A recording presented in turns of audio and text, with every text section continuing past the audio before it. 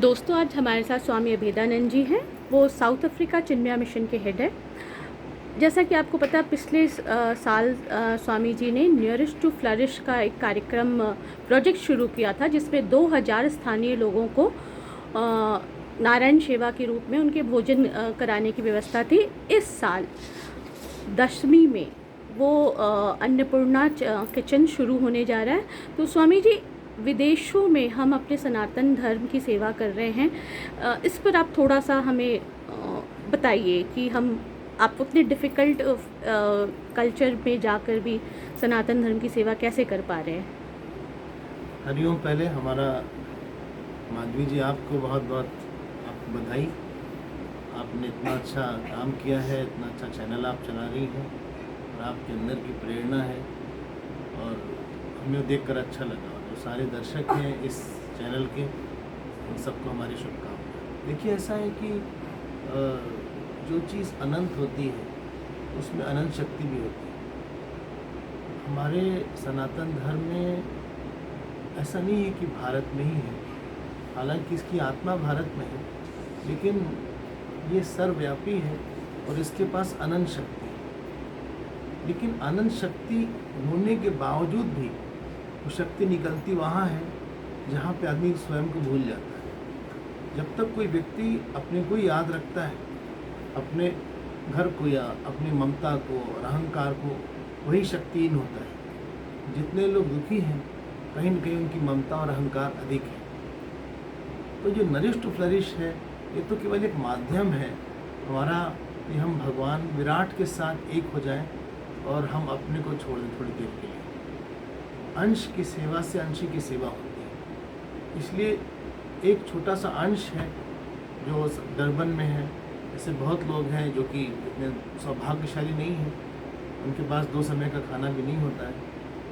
ऐसे भारतीय लोग हैं या ऐसे जो वहाँ के स्थानीय हैं, लोकल्स हैं। ये एक विचार आया कि हम लोग भगवान की सेवा उनके माध्यम से करें, और कुछ ऐसा समय मिल गया, जगह मिल गई और प्रेरणा है, ईश्वर की प्रेरणा से सब काम हो गया।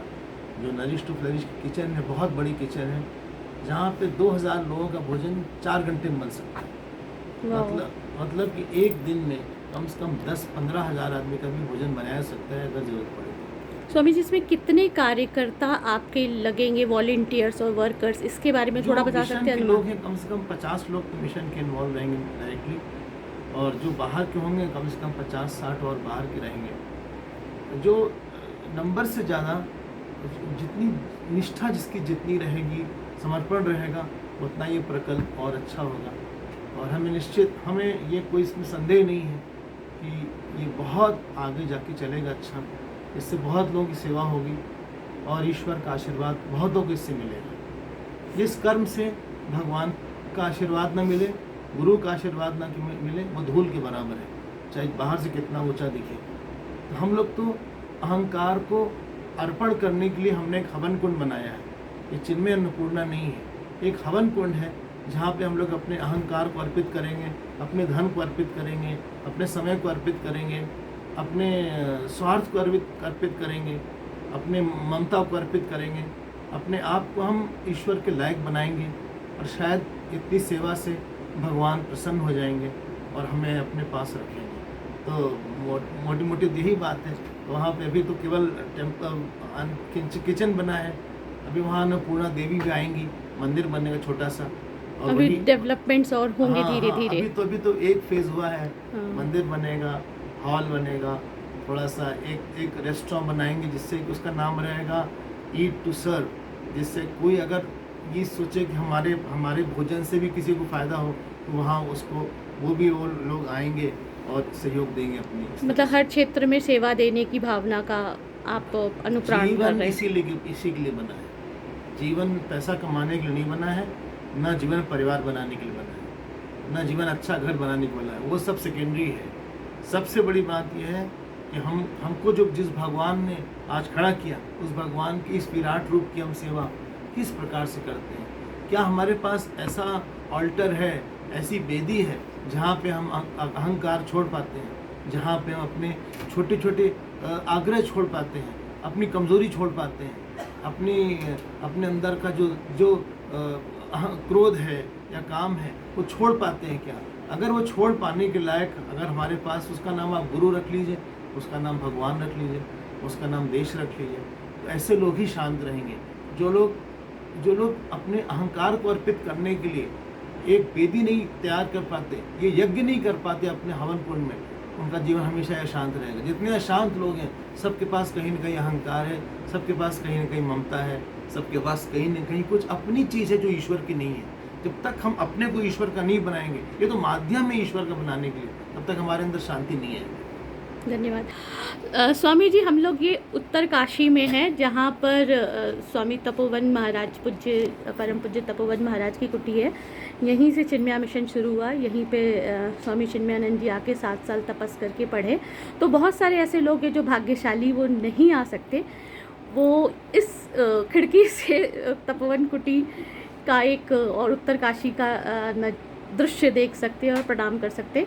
आप इस स्थान की महत्ता के बारे में थोड़ा सा उनको भी बता दीजिए। ऐसा है कि जैसे शरीर होता है और उसमें एक गोलक होता है, हम हैं पूरे शरीर में, लेकिन आँख से या कान से हम ज़्यादा इंटरैक्ट करते हैं। ईश्वर है सब जगह, लेकिन तीर्थ उसका गोलक है, जहाँ से वो दिखता है, जहाँ से वो हमको और अच्छे से दिखता है।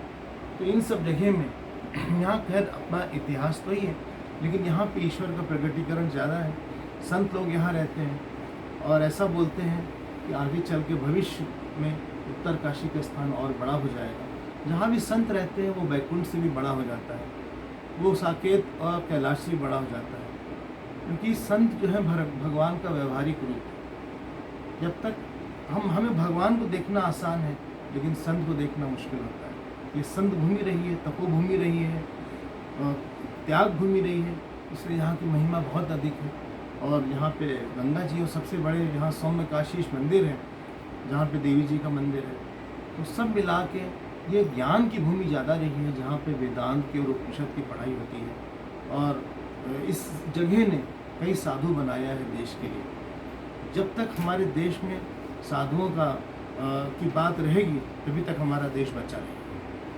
धन्यवाद स्वामी जी, आपके कार्य से हम सभी हिंदुओं को बहुत, मतलब सभी मानव जाति को गर्व है, क्योंकि आप सिर्फ एक हिंदू समाज के लिए नहीं, विदेश की भूमि पे जाकर वहाँ के भी लोगों को सर्व कर रहे हैं, और ये हिंदू धर्म की परंपरा को और भी गौरवान्वित करता है।